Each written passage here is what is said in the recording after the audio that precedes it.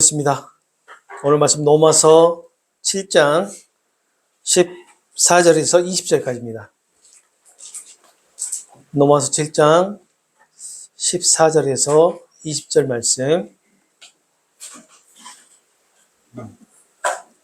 제가 읽은 성경으로 신약 248페이지에 있습니다. 우리가 찾으셨으면 우리 한 절씩 교독하겠습니다. 우리가 율법은 신령한 줄 알거니와 나는 육신에 속하여 제 아래에 팔렸도다. 내가 행하는 것을 내가 알지 못하노니 곧 내가 원하는 것은 하지 아니하고 도리어 미워하는 것을 행함이라. 만일 내가 원하지 아니하는 그것을 행하면 내가 이로써 율법이 선한 것을 시인하노니 그것을 하는 자가 내 속에 거하는 죄니라. 내 속 곧 내 육신에 선한 것이 거하지 아니하는 줄을 아노니 원함은 내게 있으나 선을 행하는 것은 없노라. 내가 원하는 바 선은 행하지 아니하고 도리어 원하지 아니하는 바 악을 하는도다. 함께 읽겠습니다. 만일 내가 원하지 아니하는 그것을 하면 이를 행하는 자는 내가 아니요 내 속에 있는 죄니라. 아멘. 우리가 지난 시간에도 이 사도 바울의 이 고백을 살펴보았는데요. 사도 바울은 자신의 생명으로 인도하는 것이 계명이다라고 여겼던 때가 있었다라고 고백을 하죠. 하지만 그 계명이 오히려 바울을 생명으로 인도하는 것이 아니라 바울 자신을 죽음으로 인도했다라는 것을 알게 되었다라고 고백을 합니다. 바울은 왜 계명이 자신을 죽음으로 인도했다라고 고백을 했을까? 아마도 계명을 통해 알게 된 자신의 그 제약된 모습, 죄인의 모습을 발견했기 때문에 바울은 그렇게 고백을 했을 것입니다. 만약에 계명을 통해서 바울도 자신의 그 죄인된 모습을 깨닫지 못했다라고 하면 이렇게 고백하기는 힘들었을 거예요. 그렇지만 바울은 이 계명이 죄를 깨닫도록 인도한다라는 것을 깨닫게 되었기 때문에 그 계명이 선한 것이다. 그리고 그 선한 것이 나에게 죽음이 된 것이 아니라 오히려 내 안에 있는, 바울 안에 있는 죄를 밝히 드러나게 하는 도구였다라고 고백을 하는 거예요. 지난 시간에는 말씀을 안 드렸지만 지난 시간에 바울이 고백을 통해서 헬라어 에고라는 말씀, 이 단어를 사용을 해요. 이 에고라는 단어가 어떤 의미냐면 나라는 의미입니다. 나 자신을 뜻해요. 그래서 바울 자신을 이렇게 에고라고 표현을 했지만 사실은 이 바울이 자신의 그 고백을 통해서 내 자신이 그러한 존재다. 내 자신이 율법을 통해서 내 안에 있는 죄를 발견을 했다. 라고 내 안에 있는 죄를 발견했다라고 고백을 했지만 여기서 표현한 에고라는 이 단어는 사실 이 말씀을 수신하는 모든 그리스도인들이 이 헬라어 에고에 해당된다라는 것을 우리는 기억해야 된다고 말씀드리고 싶어요. 바울이 깨닫고 바울이 고백했던 그 모든 것들이 로마서를 수신하는 그리고 7장 6절에서 13절을 수신했던 모든 사람들이 가져야 되는 그런 마음이다. 그리고 그런 고백이다라는 겁니다. 우리 안에 있는 죄, 그 죄를 율법은 더 밝게 드러나게 했고 우리의 입술을 통해서 그 죄를 고백하게 했다라는 바울의 이 고백이 우리의 고백이 되어야 한다는 거예요. 오늘 본문도 바울은 또 다른 에고, 또 다른 나를 오늘 표현을 해요.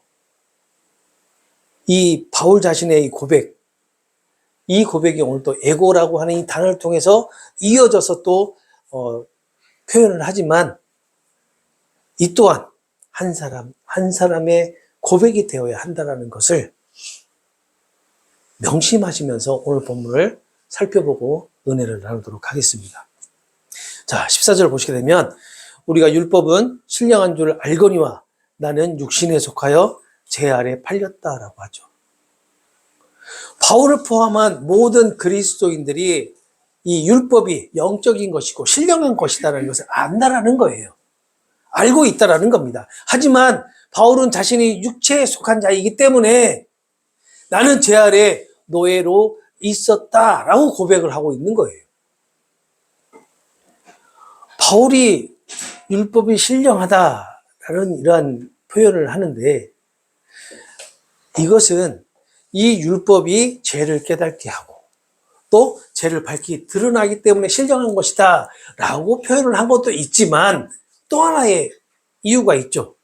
이 율법이 누구에게로부터 주어졌어요? 하나님에게로부터 주어졌잖아요. 그래서 율법이 하나님께서부터 우리 하나님의 백성들에게 주신 것이기 때문에 신령한 것임을 다시 한번 강조하는 겁니다. 이 율법이 우리의 죄를 깨닫게 하는 도구로 사용되었지만 이 도구로 사용되었던 율법이 하나님께서 우리에게 주신 것이기 때문에 신령한 것이다 라는 것을 강조하고 있는 거예요. 그렇지만 반대로 바울 자신은 어때요? 육신에 속한 자라고 고백을 하고 있잖아요. 바울은 6장에서 이렇게 고백을 하죠. 예수님과 함께 죄에 대하여 죽었다라고 고백하면서 선포를 합니다. 기억하실 거예요. 그런데 자신이 육신에 속한 자라고 고백하는 이유가 무엇일까? 우리는 한번 고민을 해봐야 됩니다. 아마 바울은 예수님과 함께 십자가에 죽고 장사되었고 또 다시 살아나는 삶을 살아가고 있지만 여전히 하나님께서 주신 그 신령한 율법을 지킬 수 없는 자라는 것을 깨닫고 또 고백하기 위해서 자신이 육체에 속한 자라고 고백을 하는 것이고 죄의 노예에 팔린 상태로 남아있다 라는 그런 현재 시제를 사용해서 자신의 상태를 지금 나타내기 위해서 이렇게 표현한 것 같아요. 바울 안에 육신이 거하고 있다는 것을 바울은 인식하고 있다라고 고백을 하죠. 이거 마치 있잖아요. 이런 거예요. 우리가 예수님이 나를 대신해서 피 흘려 죽으시고 또 나를 위해서 고난을 당하시고 그리고 부활하신 거에 대한 것을 묵상을 하면서 감사와 눈물을 흘리면서 충만한 그 은혜에 사로잡혀서 감격하고 감동을 하면서도 세상적인 만족을 추구하려고 하는 그 마음을 갖고 있다라는 거, 이것을 깨닫는 것이 바로 뭐예요? 우리 안에 육신이 거하고 있다라는 것을 인정하는 것이 된다는 말이에요. 다시 말하면 바울이 바로 그랬다는 거예요. 자, 우리하고 바울을 비교해 봤을 때 누가 더 영적인 사람이고 누가 더 신앙적으로, 믿음적으로 누가 더 뛰어나죠? 바울이 뛰어나잖아요. 그런데 이 바울이 자기 자신 안에 이런 육적인 것이 남아있다라고 지금 표현하고 있는 거예요. 내가 지금 예수 그리스도의 피에 의해서 내가 구원을 받고 있고, 내가 오직 내 입에서 나오는 말이 오직 예수님만을 말하고 있는 자이지만, 예수의 사랑, 예수의 은혜를 구하는 자이지만, 내 안을 들여다 보니까 내 안에 뭐가 있어요? 오직 육체밖에 없더라. 나는 예수에 사로잡혀 살아가는 사람인 줄 알았는데, 바울의 고백이 이런 겁니다. 내가 예수에 의해서 사로잡혀 살아가는 자가 아니라 내 안에 육체가 나를 지배하고 있는 그런 삶을 살아가고 있다는 것을 지금 오늘 본문에 통해서 고백하는 거란 말이에요. 얼마나 대단한 고백인가요? 1세기 때여서 그게 가능했을까요? 지금 21세기 때문에 가능하지 않은 것일까요? 아닐 거라고 생각해요. 1세기 때의 이 고백이 21세기 현재를 살아가고 있는 우리의 고백이 되어야 합니다. 그리고 반드시 우리가 그렇게 고백하도록 예수님의 영이신 성령께서 우리를 인도하실 거예요. 바울 안에 육신이 거하고 있다라는 그 바울의 고백을 또 추가적으로 설명하는 것이 15절에서 17절 말씀입니다. 15절 보겠습니다. 내가 행하는 것을 내가 알지 못하노니 곧 내가 원하는 것은 행하지 아니하고 도리어 미워하는 것을 행함이라 라고 하죠.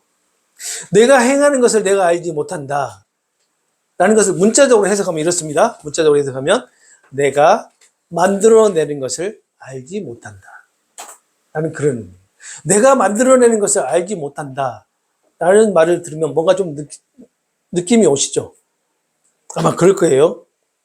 바울 안에서 무엇을 만들고 있는 것일까? 바울 안에서 예수님의 사랑일까?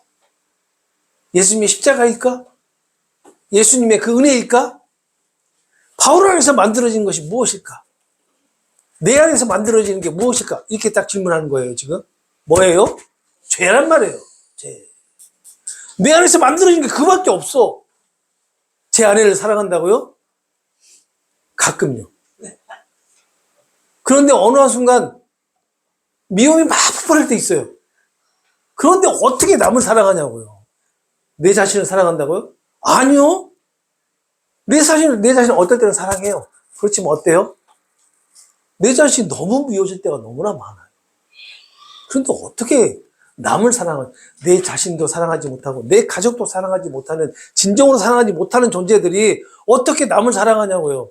예수님이 사랑하라고 했다고 해서 남을 할 수 있다고 생각하고 사랑합니다라고 이렇게 말하는 사람들의 그 말이 진짜냐고요. 진짜. 가짜잖아요. 가짜. 왜 사랑해요? 복준다니까.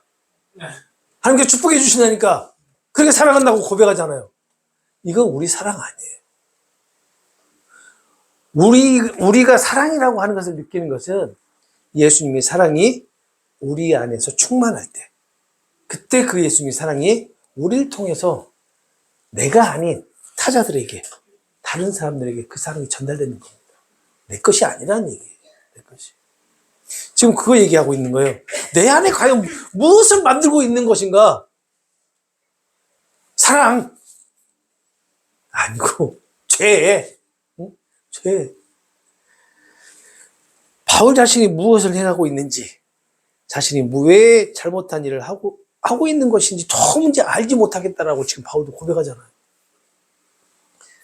바울 자신이 행하기를 원하는 것을 행하지 않고, 바울은 사랑을 베풀기를 원해요.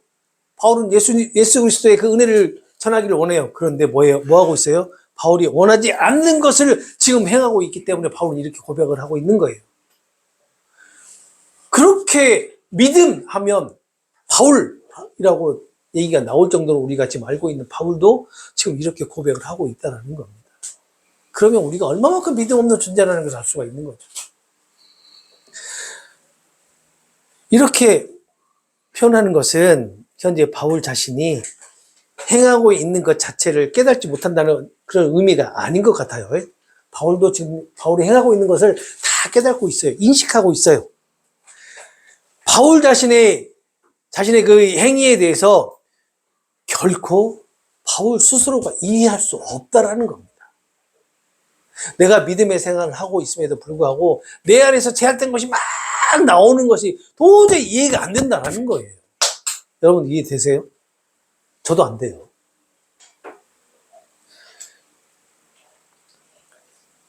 너무나도 바울 자신이 원하는 것과 또 실제로 행동으로 옮겨지는 것이 서로 너무 판이하게 다르기 때문에 아마 바울은 이러한 고백을 했을 것이다 라고 생각을 해요. 바울의 그 의지와는 전혀 상관없는 그릇된 행위들이 나오기 때문에 바로 이러한 고백을 했을 거라고 생각합니다. 그런데 사실 우리도 마찬가지잖아요. 우리가 의식하고 의지하고 하지 않는 것들이 막 나올 때가 있잖아요. 16절에 만일 내가 원하지 아니하는 그것을 행하면 내가 이로써 율법이 선한 것을 시인하노라 라고 말을 하죠. 만약에 바울이 원하지 않는 것을 행한다면 그것은 바울 자신이 율법이 선한 것이다 라는 사실을 동의하는 것과 같다 라고 지금 말하는 것입니다. 바울 안에서 바라는 것은 율법에 따라서 의롭게 되는 삶을 살아가는 삶이지만 그러나 실제로 나타나는 그 삶의 모습은 뭐예요? 바울이 원하는 대로 나오지 않고 원치 않는 모습들이 나타나게 되고 있다는 거예요. 그래서 바울이 원치 않는 바를 그런 행할 때마다 율법을 통해서 그 율법은 바울 자신의 죄를 깨닫게 해주기 때문에 율법이 선하다라는 사실을 인정하게 된다는 겁니다. 그래서 바울은 16절 이 고백을 근거로 해서 17절에 이제는 이것을 행하는 자가 내가 아니요 내 안에 있는 누가 하는 것이다? 죄가 하는 것이다 라고 말을 하는 겁니다. 이 말을 문자적으로 좀 해석을 해봤어요. 그랬더니 이렇더라고요. 더 이상 나 자신이 그것을 만들지 않는다. 무엇을? 죄를 만들지 않는다. 그러나 내 속에 내주하는 죄가 그것을 계속해서 만들어내고 있다 라고 이렇게 해석이 돼요. 악한 행위들을 만들지는 않지만 내 안에 있는 죄가 그 악한 행위들을 계속해서 만들어내고 있다 라고 해석이 되는 겁니다. 바울 자신이 원하지 않는 것을 행하게 하는 것이 바울 자신이 아니라 자기 안에 있는 죄라고 지금 말하고 있는 것이고, 그렇지만 죄가 바울 자신의 의지로 나타나는 것은 아니지만 바울 안에서 나온 것은 확실하죠. 그렇죠. 바울 안에서 나온 건 확실합니다. 바울은 아마 이런 의미를 설명하려고 했던 것 같아요. 이 죄라는 것이 기회를 보고 있다가 이 불의의 병기로 자기의 몸을 죄가 사용하고 있다라는 것을 말하고 싶었을 거예요. 자기 자신은 하나님의 의의 병기로 사용되기를 원했을 겁니다. 그렇지만 죄라는 것이 기회를 보고 있다가 나의 연약함을 이용해서 나를 불의의 병기로 사용하고 있다라는 것을 지금 나타내고 있는 거예요. 이렇게 말하고 있는 겁니다. 우리도 마찬가지 아닐까요? 우리도 마찬가지. 이 세상을 살아가면서 온갖 죄악에 빠져 살아가고자 하는 사람은 없을 거예요. 우리 그리스도인뿐만 아니라 세상 사람도 이렇게 죄악 가운데 살아가고 싶은 사람은 아무도 없습니다. 그러나 어느 한순간 살아가다 보면 내가 죄악 가운데 빠져 있다는 사실을, 그리고 빠진 그 모습을 보게 된단 말이에요. 바울은 자신의 죄에 대해서 이렇게 자기가 죄인이라는 것을 회피하려고 이렇게 하는 것 같지도 않아요. 자신이 죄 가운데 있다라는 것을 감추려고 하지도 않습니다. 다만 바울 안에 존재하고 왕성하게 활동하고 있는 그 죄를 인식하고 바울 안에서 제가 실존하고 활동을 하지만 예수님과 함께 죄에 대하여 죽었다. 그래서 나는 의롭다 인정을 받은 의인이다라고 하는 것을 깨닫게 되었다라는 것을 강조하기 위해서 이렇게 내가 죄의 모습을 계속해서 바울이 나타내 주는 것 같아요. 맞습니다. 우리 안에는 지금도 죄가 실존을 하고요. 왕성하게 활동을 합니다. 그렇지만 우리가 의인이다라는 그러한 마음을 갖는 것은 예수님께서 십자가에 죽으셨을 때 우리의 죄가 함께 죽고 우리가 의롭다 체험을 받았다라는 것을 믿기 때문인 거예요. 그런 믿음이 우리에게 주어졌기 때문이라는 거죠. 계속해서 바울은요 18절에 내 속 곧 내 육신에 선한 것이 거하지 아니한 줄을 안다. 원함은 내가 있으나 내게 원함은 있으나 선을 행하는 것은 없다 라고 말을 하죠. 자신이 제 많은 육신 안에 선한 것이 없다라는 것을 알고 있다라는 거예요. 그리고 자신에게 선한 것이 없는 이유를 설명하잖아요. 선한 일을 행하려고 간절한 원함은 바울에게 있지만 실제로는 선한 일을 행하지 않기 때문이다라는 거예요. 선한 일을 행하지 못한다. 왜? 왜 선한 일을 행하지 못해요? 바울이 말하는 선, 그 선은 어떤 선일까요? 하나님만이 할 수 있는 것을 지금 말하기 때문이에요. 하나님의 선하심을 말하고 있기 때문에 우리가 도저히 할 수 없는 것이다라는 걸 말하는 거예요. 우리의 도덕적인, 그 윤리적인 그런 선이 아니라 하나님께서 말씀하시는 선, 그 선을 지금 얘기하고 있는 거라고 할 수 있는 거예요. 하나님의 선을 우리가 베풀 수 있어요? 없잖아요. 거듭난 자의 신분은요, 영에 속한 자이지만 현실적으로는 죄를 이겨낼 수 없는 육신을 가지고 있는 자들이라는 것을 기억하셔야 됩니다. 우리가 이 육신을 입고 있는 동안 죄는 언제든지 기회를 봐서 우리가 성령의 인도함과는 전혀 다른 방향으로 향하게 만들어버려요. 누구든지 이러한 현실을 인정치 않는 자는요, 외식하는 자라고 할 수가 있습니다. 위선적인 자라는 것이죠. 그리고 외식하는 자는 자신이 행하고 있는 잘못을 언제나 합리화시키려고 한다는 것을 기억을 해야 돼요. 우리 주위에 그런 분들 많잖아요. 그렇지. 바울이 이러한 사실을 깨달았기 때문에 이렇게 고백을 합니다. 내가 육체 가운데 살아가는 것은 나를 사랑하셔서 나를 위해 자기 자신을 버리신 하나님의 아들을 믿는 믿음 안에서 사는 것이다. 갈라디아서 2장 20절에 이렇게 고백을 하잖아요.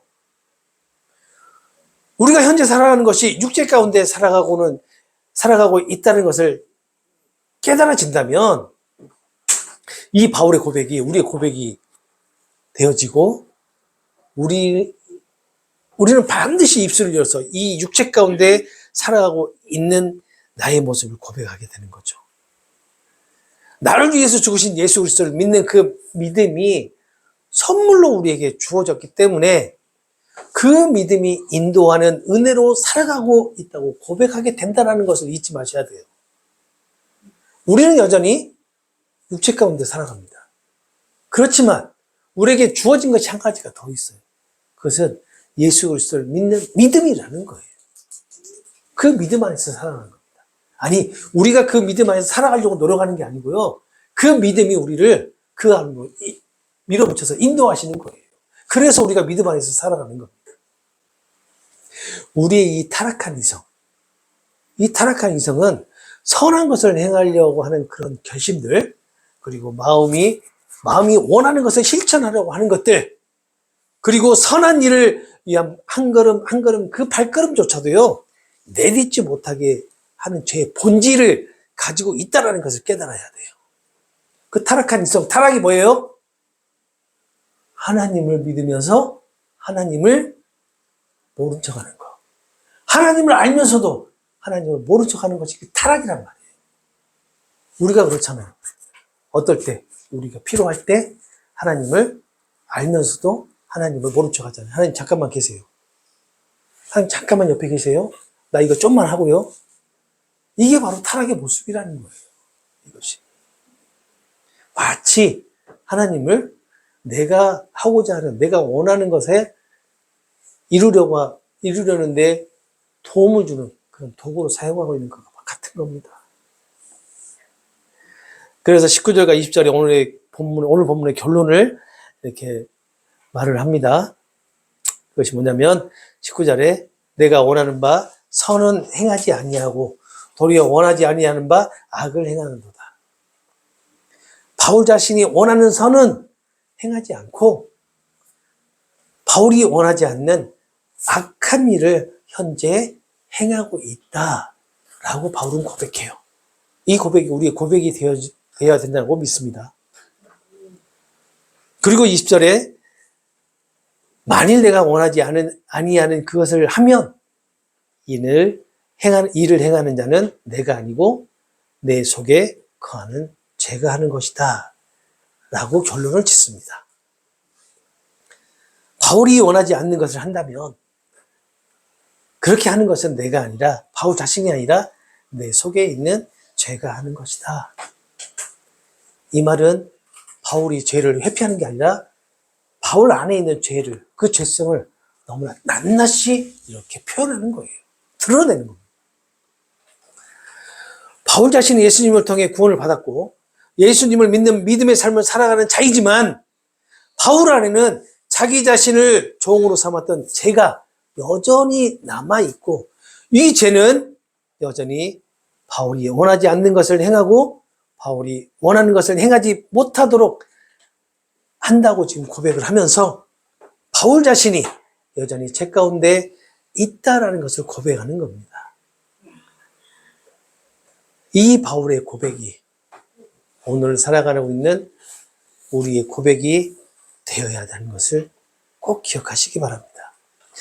바울은요, 자신이 그 제약된 욕망과 싸우면서 깨닫게 된 것을 우리에게 세 가지를 권면을 해요. 하나는 뭐냐면, 율법을 알고 있기 때문에 율법을 지키는 것이 쉬울 것이라 생각하는 것은 잘못된 것이라는 거예요. 다시 말하면 우리가 법을 알고 있지만 그 법을 지키는 것은 쉬운 일이 아니죠. 그 얘기를 하고 있어요. 그리고 또 한 가지는 뭐냐면요, 우리의 결단과 우리의 스스로 개선하고자 하는 그런 의지 있죠. 그런 의지가 우리의 죄악된 마음을 바꾸지 못한다는 거예요. 지금 그것을 우리에게 권면합니다. 그리고 또 한 가지 너무 중요해요. 그리스도인이 되었다고 해서 삶에서 모든 죄와 유혹이 사라지는 것은 아니다라고 우리에게 권면을 해요. 그래서 우리가 죄악 가운데 있는 거예요. 우리가 거듭나는 것은 그리스도를 믿는 믿음이 선물로 주어지는 순간 어떻게 해요? 바로 일어납니다. 우리는 바로 거듭나게 돼요. 그렇죠? 하지만요, 우리가 예수님처럼 될 수는 없어요.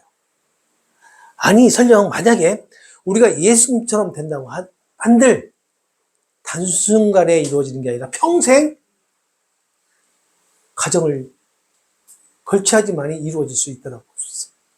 물론 하나님께서 한순간에 우리를 예수님처럼 만들어줄 수는 있겠죠. 그렇지만 지금까지 우리가 쭉 살펴봤던 성경의 역사 가운데 등장하는 인물들을 살펴보면 그런 은혜를 받았던 자들의 교만함을 우리가 볼 수가 있잖아요. 하나님은 그 교만함을 어떻게 하시죠? 정말 미워하세요. 질투하신단 말이에요. 그래서 하나님은 우리를 바로 이렇게 예수님처럼 만들어주실 수도 있지만 우리를 만들어주시지 않는 이유가 바로 그겁니다. 아담이잖아요. 그렇죠? 다윗도 보세요. 솔로몬. 모든 인물들이 교만한 그런 모습을 그대로 보여주세요. 그래서 바울은 그리스도인의 그 성숙을 뭐라고 표현하냐면 힘든 경주라고 표현을 하는 거예요. 힘든 경주. 그리고 싸움에 비유하는 것이고요.